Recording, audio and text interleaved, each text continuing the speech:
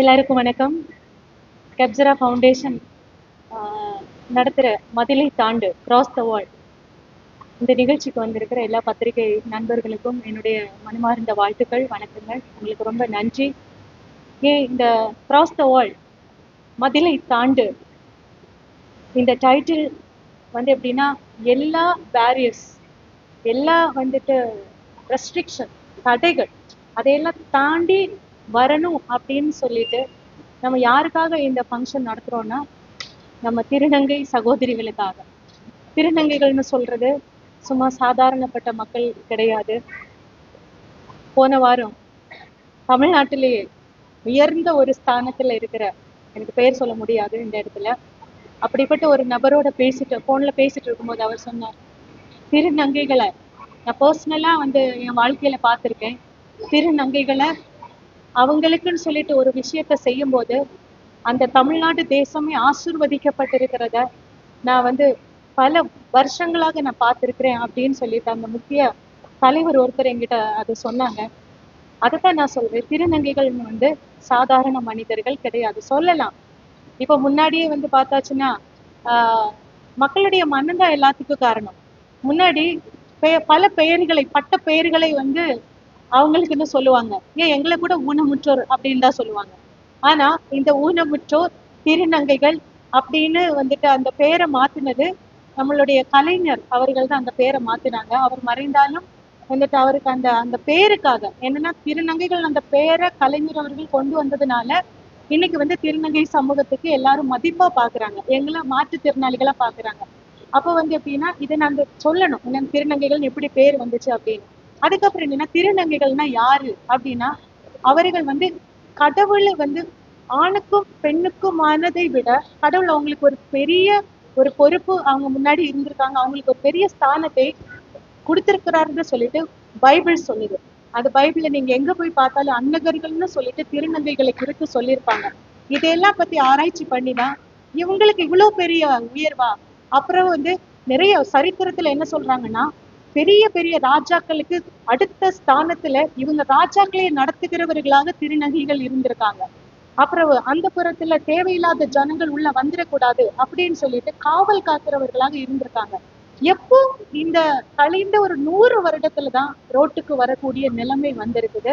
அது என்னன்னா வயிற்று பிழைப்புக்காக. ஸோ நான் பேங்க்ல சீனியர் மேனேஜரா யூனியன் வங்கியில இருக்கேன்.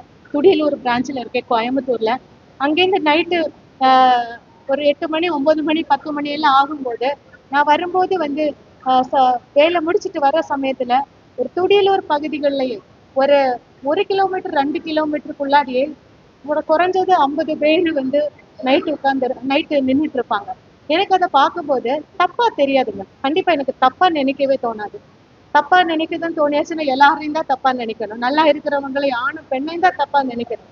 ஆனா எனக்கு இவங்களை பார்க்கும்போது யாரோ ஒருத்தர் கன்சிடர் பண்ணாதனால இந்த கழிந்த 100 வருடத்துக்குள்ளாடி இவங்க ரோட்டுக்கு வர வேண்டிய நிலைமை. முன்னாடி எல்லாம் கிடையாது. சரித்திரத்தை நீங்க எப்படி புரட்டி பார்த்தாலும் ரோட்டுக்கு திருநங்கை 100 வருஷத்துக்கு முன்னாடி ஏதோ ஒரு ப்ராஸ்டிடியூஷன் தொழிலுக்காக வந்ததே கிடையாது. நீங்க எப்படி வேணா சரித்திரத்துல அது எங்க வேணா எடுத்து பாருங்க. எந்த காலகட்டத்துல இது இப்படி மாறுச்சுன்னு நமக்கு தெரியல. கழிந்த 100 வருடத்துல தான் இந்த நிலைமை. நான் பர்சனலா என்ன நினைக்கிறேன்னா, நான் அநாதை ஆசிரமத்துல வளர்ந்து 2 கால்கள் நடக்க முடியாம வறுமையின் காரணமாக அநாதை ஆசிரமத்துல வளர்ந்து மத்தவங்க எல்லாம் எங்களை பார்க்க வரும்போது கவரை பார்ப்பேன்.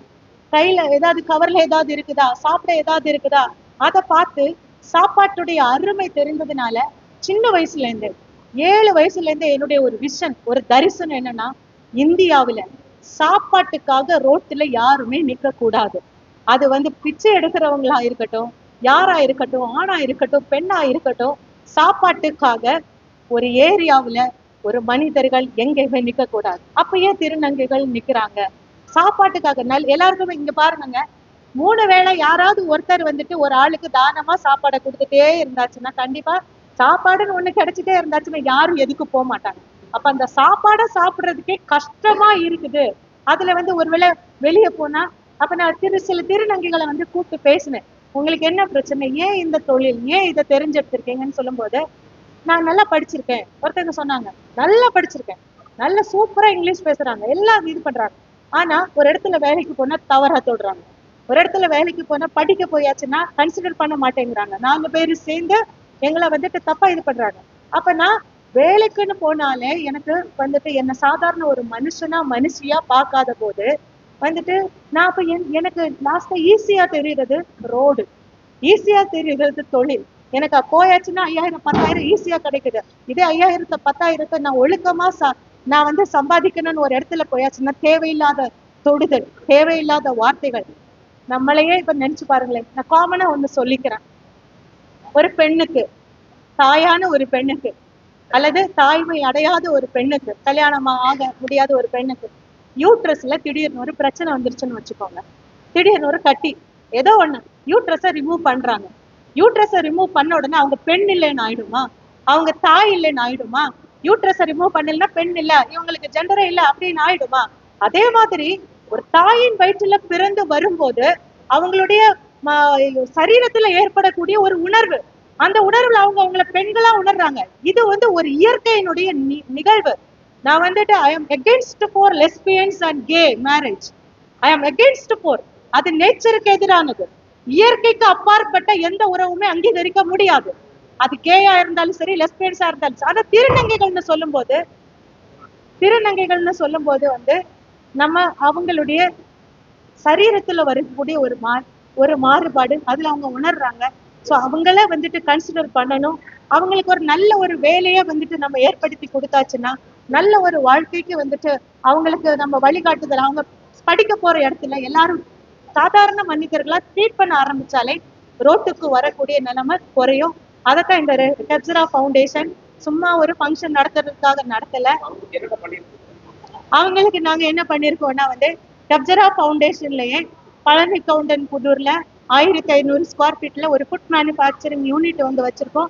இந்தியாவிலேயே எந்த கம்பெனியாலையும் தர முடியாத டேஸ்ட்ல நாங்க வந்து வித்தியாசமான பிக்கிள்ஸ், அதுக்கப்புறம் கால்சியம் குறைபாடு உள்ளவங்களுக்கு கால்சியம் ப்ராடக்ட், இதெல்லாம் நாங்களே சொந்தமா என்னுடைய இனோவேஷன்ல வந்துட்டு நாங்க தயார் பண்ணி இதுவரைக்கும் அந்த வேலை வாய்ப்பை வந்துட்டு நாங்க வெளியே யாரும் எடுக்கல, ஃபேமிலியா தான் நாங்க பண்ணிட்டு இருக்கோம். இந்த ஜனவரியில தான் அதை தொடங்கணும். அப்ப இதுல சீக்கிரமாகவே 5 திருநங்கைகளுக்கு நாங்க வந்து சீக்கிரமாவே வர 2 மாசத்துக்குள்ள அங்க வேலை வாய்ப்பு கூடயே அடுத்த மாசத்துலயே நாங்க வேலை வாய்ப்பு கொடுக்கறதுக்காக எல்லா அரேஞ்ச்மெண்ட்ஸ் பண்ணுவோம். அதுக்கப்புறம் யாருக்கெல்லாம் திரும்ப படிக்கணும்னு இருக்குதோ, ஏன்னா படிப்பு ரொம்ப முக்கியம். எனக்கு படிப்புன்னு ஒண்ணு கிடைச்சதுனால நான் இன்னைக்கு பேச முடியுது. இங்க அவார்டு வாங்கின எல்லாரையும் பார்த்தாச்சுன்னா அவங்களுக்கு கல்வின்னு ஒண்ணு கிடைச்சதுனாலதான் அவங்களால இந்த இடத்துல வந்து உட்கார முடிஞ்சது. அதனால கல்வி வந்து ரொம்ப முக்கியம். திரும்ப வயசு பார்க்காம எங்களுக்கு திரும்பவும் படிக்கணும் அப்படின்னு உள்ளவங்களுக்கு நாங்க வந்து கல்விக்கான ஏற்பாடுகளை கண்டிப்பா செய்வோம். அதுக்கப்புறம் வந்து அடையாள அட்டை, அவங்க திருநங்கையா மாறுகிறதுக்கு முன்னாடி அவங்களுக்கு வேற பேர் இருக்கும். திருநங்கையா மாறின பிறகு அவங்களுக்கு வந்துட்டு பேரை மாத்துறதுக்கு நிறைய பேர் கஷ்டப்படுறாங்க. சோ கெப்சரா ஃபவுண்டேஷன் என்ன செய்ய போகுதுன்னா, எங்களுக்குன்னு டெக்னிக்கல் டீம் இருக்காங்க. அந்த டெக்னிக்கல் டீமுக்குள்ள நாங்க ஒரு சொல்யூஷனோட நாங்க சீக்கிரமாகவே நாங்க வந்து அதை அரசாங்கத்துக்கு தெரியப்படுத்தி இப்படி வந்து அடையாள அட்டை இப்படி மாத்துறதுன்னா அதுக்கு நிறைய ப்ரொசீஜர். நம்ம வந்து சாதாரண ஒரு மனுஷனுக்கே பேரை மாத்துறதுன்னா கெசட் அது இதுன்னு சொல்லிட்டு நிறைய ப்ரொசீஜர் இருக்கு. சோ திருநங்கை சமூகத்திற்காக நாங்க வந்து இவங்களுக்கு சீக்கிரமா அடையாள அட்டை எப்படி ஈஸியா மாத்தலாம்னு சொல்லிட்டு நாங்க ஒரு டெக்னிக்கல் டீம் ஃபார்ம் பண்ணிருக்கோம். அதுல ஒரு சொல்யூஷனோட நாங்க அது அரசாங்கத்துக்கு எங்ககிட்ட இந்த சொல்யூஷன் இருக்கு, இந்த சொல்யூஷன் படி ஈஸியா மாத்தலாம் அப்படியே நாங்க அந்த சொல்யூஷனை நாங்க வந்துட்டு வெளியே கொண்டு வந்து அரசாங்கத்துக்கு கூட பேசி அந்த முயற்சி எடுத்திருக்கோம். எல்லா மாவட்ட இப்போ கவர்மெண்ட் கிட்டயே எத்தனை திருநங்கைகள் தமிழ்நாட்டுல இருக்காங்கன்னு கேட்டு பார்த்தா கரெக்டா சொல்ல மாட்டாங்க. அப்ப நான் என்ன சொல்றேன்னா, கவர்மெண்ட்டுக்கு ஒரு கோரிக்கை. இப்போ மாற்றுத்திறனாளிகளுக்குன்னு எல்லா கலெக்டர் ஆபீஸ்லயும் வந்துட்டு ஒரு ஒரு அமைப்பு இருக்கு, ஒரு பில்டிங் இருக்கு தனியாவே மாற்றுத்திறனாளிகள் நல வாரியம் சொல்லிட்டு. ஸோ ஒவ்வொரு கலெக்டர் ஆபீஸ்லயும் திருநங்கைகளுக்கான நல வாரியம்னு ஒண்ணு கொண்டு வரணும். அப்படின்னா ஈஸியா அவங்கள கவுண்ட் பண்ணலாம். ஈஸியா இந்த மாதிரி அவங்களுக்குன்னு அந்த இடத்துல போய் வேலை வாய்ப்பு பதிவு பண்ணலாம். அவங்களுக்கு நாங்க படிக்கணும்னு இது அங்க பதிவு பண்ணலாம். இதை தமிழ்நாட்டுல இருக்கிற ஒவ்வொரு மாவட்டத்திலையும் தமிழ்நாடு அரசு வந்து செய்யணும். அதை நாங்க கேட்டுக்கிறோம். ஓகே, எல்லாருக்கும் நன்றி. எல்லாருக்கும் வணக்கம். இத்தனை நேரம் அவங்க கெப்சரா ஃபவுண்டேஷன் மெயின் பர்சன் சொன்னது எல்லாத்தையுமே சொல்லிட்டாங்க. சொல்றதுக்கு ஒன்றும் இல்லைன்னா அவங்க என்ன நினைக்கிறாங்களோ அதை சொல்லிட்டாங்க. அவங்க என்னென்ன சொன்னாங்களோ நானும் அதை ஆமோதிக்கிறேன். அண்ட் இப்படிப்பட்ட உணர்வு சம்பந்தப்பட்ட மனிதர்களை நாம் மதிக்க வேண்டும் என்று கேட்டு உங்களோட அனைவரும் கேட்டுக்கிறேன். அதுக்கான சொல்லலாம், எத்தனை நாள் பேசலாம், யார் செய்ய போறாங்கிற ஒரு பெரிய விஷயம். இவங்க செய்யறாங்க, அவங்களுக்கு வாழ்த்துக்கள். இப்போ மத்திய மாநில அரசு எல்லா மாதிரி பண்ணிட்டு இருக்கிறாங்க. இப்போ படிப்புகள்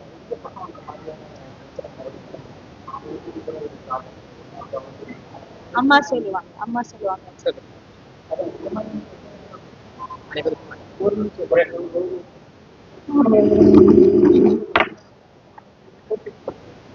அனைவருக்கும் வணக்கம். நான் கோவை மாவட்டத்தில் மை சொசைட்டி அப்படிங்கிற அமைப்பில் தலைவராக இருக்கேன். முதல்ல வந்து first of all thanks to கெபேரா ஃபவுண்டேஷன், அப்சரா ஃபவுண்டேஷனுக்காக நான் ரொம்ப தேங்க் பண்ணிக்கிறேன். ஏன்னா எங்களுக்கு நாங்களே போராடுறதுங்கிறது ஒரு மிகப்பெரிய விஷயம் கிடையாது. எங்களோட உரிமைகள் இன்னைக்கு வரைக்கும் போராட்டத்துவமாக தான் இருந்துட்டு. அப்படி இருக்கிற பட்சத்துல எங்களை வந்து இன்னும் மேலெடுத்து கொண்டு போய் இன்னொரு நிறுவனம் சப்போர்ட் பண்ணி எங்களுக்காக போராட வர்றதுங்கிறது ரொம்ப வந்து வரவேற்கத்தக்க விஷயம். அது ரொம்ப நல்லா செஞ்சுட்டு இருக்காங்க. அவங்க ஃபவுண்டருக்கு வந்து நான் மிகப்பெரிய நன்றி இந்த நேரத்தில் நான் சொல்ல விரும்புகிறேன். திருநங்கைகளை பொறுத்தளவுக்கு நலவாரியம் இருக்கு. 2008 வந்துட்டு நலவாரியம் வந்து அமைச்சிட்டாங்க. அதை செயல்படுத்துறதுக்கு தான் ஒவ்வொரு அரசும் வந்து தாமதிக்குமே ஒழிய இன்னைக்கு வரைக்கும் திருநங்கைகளுக்கான அடிப்படை உரிமைகள் எல்லாமே நலவாரியத்தின் அடிப்படையில தான் வருது. அவர்களுக்கான கல்வி, இடஒதுக்கீடு, வேலை வாய்ப்பு இது எல்லாமே நலவாரியத்தின் அடிப்படையில தான் வருது. ஒரு பென்ஷன் உட்பட நலவாரியத்தின் அடிப்படையில தான் வருது. அதை இயக்குறதுல வேணா ஒவ்வொரு அரசும் தாமதப்படுத்தலாம், அவர்களுக்கான இது விஷயங்களை வந்து முடக்கி வைக்கிறதுக்கான இடங்கள் இருக்கு. ஆனா இப்ப சமீப காலத்துல பாத்தீங்கன்னா திருநங்கைகளுக்கு வந்து இந்த மாதிரி தொண்டு நிறுவனங்கள் வந்து எங்களுக்கு சப்போர்ட் பண்றது வந்து ரொம்ப பெரிய விஷயம். ஏன்னா வேலை வாய்ப்பு அப்படிங்கிறது வந்து இடஒதுக்கீடுங்கிறது வந்து அரசாங்கமே கொடுக்கறது இல்லை. இன்னைக்கு ஆனா சுயமா ஒரு வேலைகள் செஞ்சு அவங்களுக்கான வாழ்வாதாரத்தை முன்னெடுத்து அவங்களுக்கான ஒரு கம்பெனி உருவாக்குறாங்கங்கும் போது அது வந்து நிச்சயமா வரவேற்கத்தக்க விஷயம். கோவை மாவட்டத்தை பொறுத்தளவுக்கு 618 பேர் சென்சஸ் அதை எடுத்திருக்கோம். நாங்களே நலவாரிய உறுப்பினராக இருக்கும்போது நாங்கள் எடுத்திருக்கோம். ஆனா 618 பேர்த்துக்கும் எல்லாமே கிடைச்சிருந்தா அப்படின்னு சொல்லி கேட்டீங்கன்னா கிடையாது.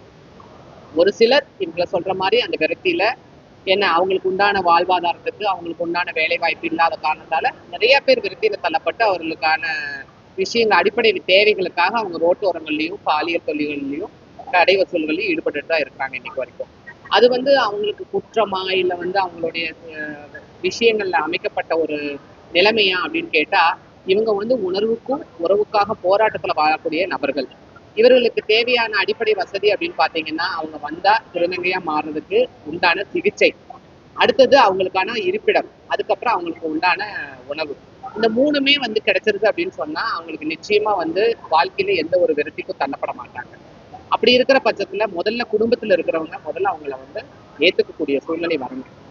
என்னவாக இருந்தாலும் என் மகன் இப்படிப்பட்டவன் அப்படின்னு தெரிஞ்சதுன்னா அவங்களுக்கு நிச்சயமா மரியாதை கொடுத்து பரவாயில்ல எனக்கு ஒரு நல்ல ஒரு குழந்தை பிறந்திருக்கு, நிச்சயமா இது தாய் தகப்பன முதியோர் இல்லத்துல தள்ளாத ஒரு திருநங்கை குழந்தைகள் அப்படின்னு சொல்லி முதல்ல பெற்றோர்கள் அனுசரிக்கணும். அடுத்தது சமூகத்திலையும் வந்துட்டு இவங்க முக்கியமா அங்கீகரிக்கப்படுற நபர்கள்ல ஒருத்தரா இருக்கணும். எல்லாரும் எல்லா விதத்துலயும் பேசலாம், நாங்க அங்கீகாரம் கொடுப்போம் பண்ணுவோம் அப்படின்னு சொல்லிட்டு எவ்வளவு பேசினாலும் மக்கள் பார்க்கிற மனநிலையில தான் அவங்களுடைய உணர்வுகள். அதுதான்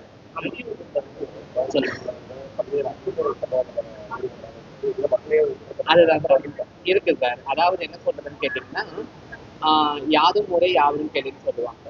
ஒரு ஊர்ல வந்து ஒரு திருநங்கை பிறக்குது அப்படின்னு சொன்னா அவங்க குடும்ப சூழ்நிலை, அதுக்கப்புறம் சுத்தி இருக்கிற சமூகத்தின் சூழ்நிலை இதையெல்லாம் பார்த்துட்டு அந்த ஊர்லயே வளர முடியல அப்படின்னு சொன்னா நிச்சயமா அடுத்த மாவட்டத்துல அதை வரும்.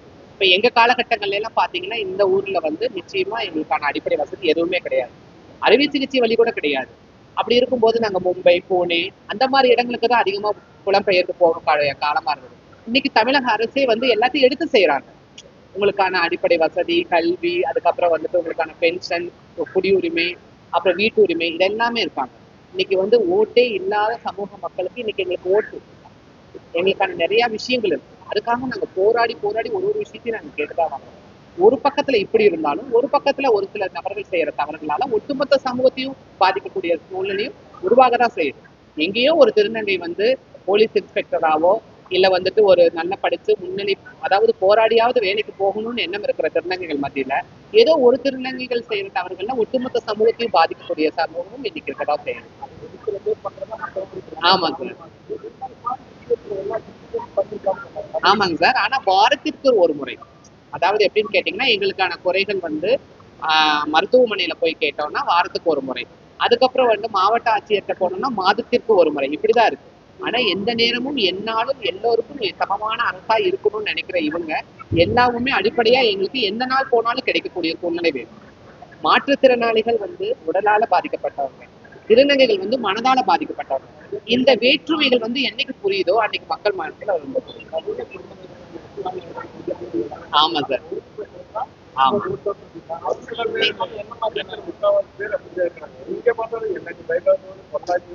அதுதான் சார், 500 பேர் ஓகே சரி, உங்களை குறைகள் நாங்க ஏத்துக்கிறோம். ஆனா திருநங்கைகளுக்காக என்ன இந்த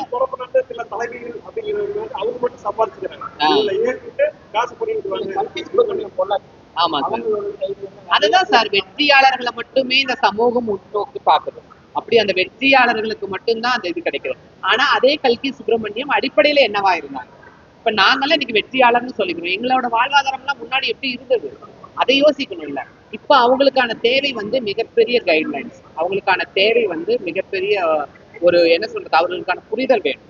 அரசாங்கம் அதை புரிய வைக்கிறதுக்கு ஒரு கன்சிடர் மீட்டிங் போடணும், காவல்துறையோட போடணும், அதுக்கப்புறம் பாத்தீங்கன்னா சமூக மக்களோட போடணும். இந்த மாதிரி அவங்களுக்கு தேவையான வாய்ப்புகள் என்ன, அவங்களுக்கு என்ன தேவை அப்படிங்கறத முதல்ல அடிப்படையில புரிஞ்சுக்கணும். அதுதான் எங்களுடைய பெரிய ரெக்வஸ்ட். நாங்களே கூப்பிட்டு வந்து கவுன்சிலிங் பண்ணினாலும் இவங்க என்ன 2 மணி நேரம் கத்துவாங்க அதுக்கப்புறம் போயிடும் அப்படிங்கிற எண்ணம் வரக்கூடாது. அவர்கள் வாழ்வுக்கான மாற்றங்கள் முதல் இவங்களை செஞ்சு வச்சுட்டு கூப்பிடுறாங்க இல்லையா, அந்த மாதிரி செஞ்சு வச்சுட்டு கூப்பிடணும். கூப்பிட்டு யாரெல்லாம் வேலைக்கு வர்றாங்க, இன்னைக்கு திருநங்கைகள் கூட்டம் கம்மியா இருக்குன்னு மேடம் வந்து இது பண்ணாங்க. அப்படி எங்களுக்கு வந்து உண்மையான கிடையாது. ஏன்னா இங்க வந்திருக்கிற எல்லாருமே நிச்சயமா சுயமா வேலை செஞ்சு பிழைக்கணும்னு நினைக்கிற திருநங்கைகள் தான் இங்க வந்திருக்காங்க. ஃபர்ஸ்ட் ஆஃப் ஆல் நீங்க அதை புரிஞ்சுக்கணும். என்ன இன்னைக்கு இது திருநங்கைகள் கம்மியா வந்திருக்காங்கிறது கிடையாது, எல்லாராலையும் எல்லாத்தையும் வந்து நிறைவேற்ற முடியாது. இன்னைக்கு முதல் அடி அவங்க எடுத்து வச்சிருக்காங்க. அவங்களோட நாங்களும் சப்போர்ட் பண்ணி நிச்சயமா அவங்களுக்கு வந்து அவங்களுடைய மாற்றங்கள் என்னங்கிறத புரிஞ்சு நாங்க செயல்படுத்தி கொடுப்போம். நன்றி.